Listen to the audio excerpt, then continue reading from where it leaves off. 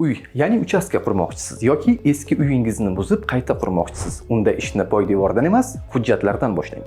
Agar uyingiz 2 qavatdan oshmasa, balandligi 12 metrdan va umumiy maydoni 500 kvadrat metrdan katta bo'lmasa, litsenziyaga ega loyiha tashkilotiga murojaat qilib, uy loyihasini chizdirasiz. So'ng loyihani my.gov.uz portali orqali qurilish va uy-joy kommunal xo'jaligi bosh boshqarmasi bilan kelishib, qurilishni boshlashingiz mumkin.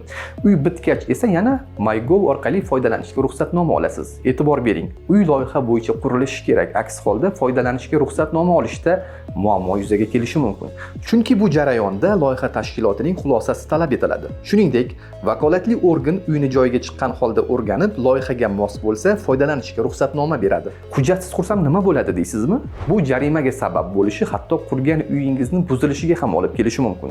Aytgancha, litsenziyaga ega loyiha tashkilotini shaffofxarid.uz sayti orqali ham topish mumkin. Bu haqda keyingi videorolikda gaplashamiz.